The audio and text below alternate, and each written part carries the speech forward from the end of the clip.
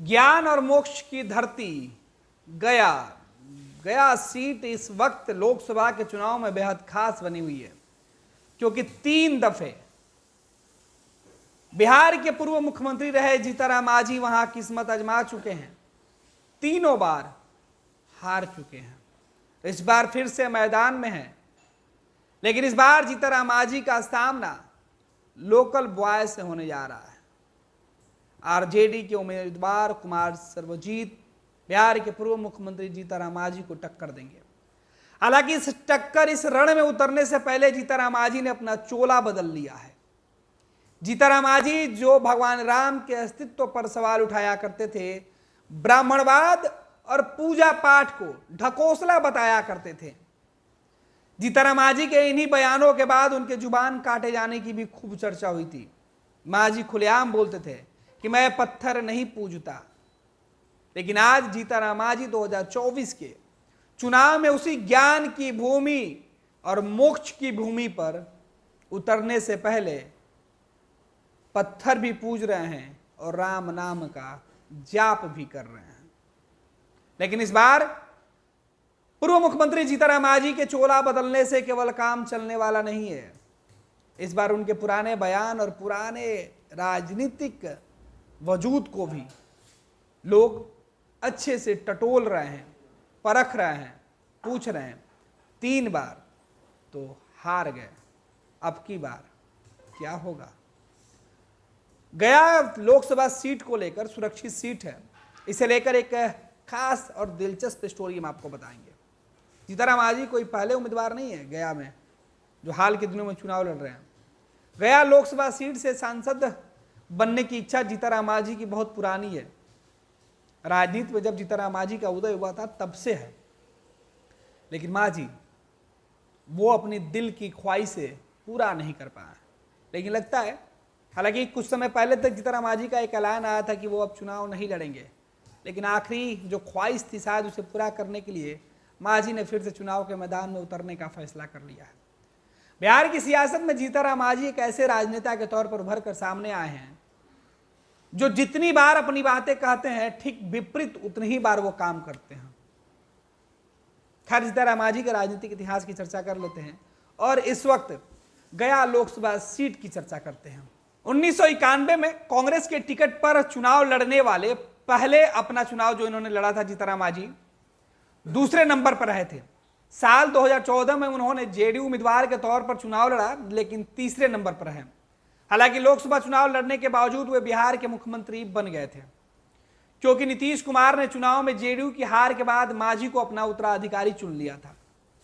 2014 में जब जीतनराम मांझी लोकसभा के उम्मीदवार के तौर पर गया से किस्मत आजमा रहे थे, उस वक्त लोकसभा चुनाव में उनको जीत तो नहीं मिली, लेकिन हारने के बाद नीतीश कुमार ने इनाम के तौर पर मुख्यमंत्री बिहार का बना दिया था। बिहार के पूर्व मुख्यमंत्री जीतनराम मांझी ने बीते गुरुवार को लोकसभा सीट के लिए नामांकन पत्र दाखिल किया था। गया से मांझी पहले भी 3 बार चुनावी मैदान में उतर चुके हैं, लेकिन उन्हें हर बार हार का सामना करना पड़ा है। इस बार मांझी के लिए राह आसान नहीं है, क्योंकि उनका मुकाबला आरजेडी के उम्मीदवार और लोकल बॉय कुमार सर्वजीत से। कुमार सर्वजीत महागठबंधन की पिछली सरकार में मंत्री रह चुके हैं और बोधगया सीट से स्थानीय विधायक हैं। बिहार में पहले चरण की जिन 4 लोकसभा सीटों पर चुनाव होना है, उनमें गया सीट सबसे खास मानी जा रही है। गया सीट जीतनराम मांझी के लिए अग्नि परीक्षा की तरह है। इस सीट से मांझी के चुनावी मैदान में उतरने की सबसे बड़ी वजह यह है कि यहां से पिछले 2 चुनावों में एनडीए की जीत होती रही है। हालांकि जीतनराम मांझी का रिकॉर्ड इस सीट पर बेहद निराशाजनक रहा है। वह अब तक 3 बार गया से लोकसभा चुनाव लड़ चुके हैं और तीनों बार उनकी बुरी तरीके से हार हुई है। राहत की बात तो यह है कि मांझी पहली बार एनडीए के साथ गया से चुनाव लड़ रहे हैं। बीजेपी, जेडीयू, एलजेपीआर और राष्ट्रीय लोक मोर्चा रालोमो का पूरा समर्थन उनके साथ है, लेकिन आरजेडी के साथ वामदल और कांग्रेस की ताकत के लिए कुमार सर्वजीत भी कड़ी चुनौती देने को तैयार दिख रहे हैं। गया लोकसभा सीट से खास बात यह है कि दशकों से जीतने वाला उम्मीदवार मांझी सरनेम का ही होता रहा है। कुमार सर्वजीत के सरनेम में मांझी नहीं है, जो जीतनराम मांझी को सुकून दे रहा है। जीतनराम मांझी ने गया से अपना पहला चुनाव 1991 में कांग्रेस के टिकट पर लड़ा था। वो दूसरे नंबर पर थे। 2014 में उन्होंने जेडीयू के उम्मीदवार के तौर पर चुनाव लड़ा, लेकिन तीसरे नंबर पर रहे। हालांकि लोकसभा चुनाव के बाद जीतनराम मांझी को बिहार का मुख्यमंत्री बना दिया गया, क्योंकि नीतीश कुमार ने चुनाव में जेडीयू के हार के बाद मुख्यमंत्री की कुर्सी छोड़ दी थी और जीतनराम मांझी को अपना उत्तराधिकारी चुन लिया था। साल 2019 में मांझी की पार्टी महागठबंधन में शामिल हो गई और एक बार फिर से गया सीट पर दूसरे स्थान पर जीतनराम मांझी रह गया। पिछले चुनाव में जेडीयू के विजय कुमार मांझी ने उन्हें गया सीट पर पटखनी दी थी। आपको बता दें कि गया में पहले चरण के तहत 19 अप्रैल को मतदान होना है। पहला चरण मांझी के साथ साथ उनकी पार्टी के लिहाज से भी बेहद खास है। लिटमस टेस्ट हम के विधायकों का भी होना है। पहले चरण की जिन 4 लोकसभा सीटों पर चुनाव हो रहा है, उनमें हम के सभी 4 विधायक हैं। विधानसभा क्षेत्र में वोटिंग होनी है और वहीं उन्हीं चारों विधायकों के विधानसभा क्षेत्र में वोटिंग भी होनी है। औरंगाबाद लोकसभा सीट के इमामगंज विधानसभा सीट से मांझी खुद विधायक है और गया और औरंगाबाद में पहले ही चरण में वोटिंग है।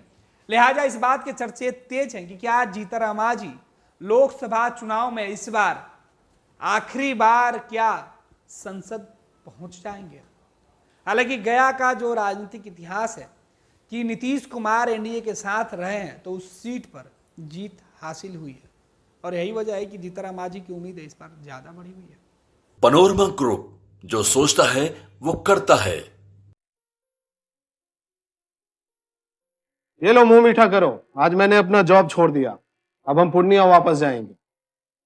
जॉब छोड़ दिया है? मतलब ये घर कैसे चलेगा? हम करेंगे क्या? और माँ बाबूजी क्या बोलेंगे?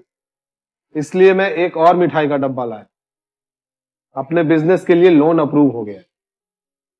अरे लोन अप्रूव हो गया वो तो ठीक है, लेकिन पूर्णिया में हम रहेंगे कहाँ? अपना घर भी तो नहीं है वहाँ। इसलिए तो एक और मिठाई का डब्बा अलग से लाया हूँ। हमने पूर्णिया में घर ले लिया है, पूर्णिया के ई होम्स पैनोरमा में। पूर्णिया में पैनोरमा ग्रुप लेकर आए हैं ई होम्स पैनोरमा। बड़ा घर, आलीशान जिंदगी और अत्याधुनिक सुविधाओं के संग। अरे अब क्यों मुंह मीठा करवा रही हो? क्योंकि हम घर वापसी जो कर रहे हैं। घर वापसी की खुशी पूर्णिया में ई होम्स पैनोरमा के संग। ई Homes Panorama, luxurious lifestyle redefined.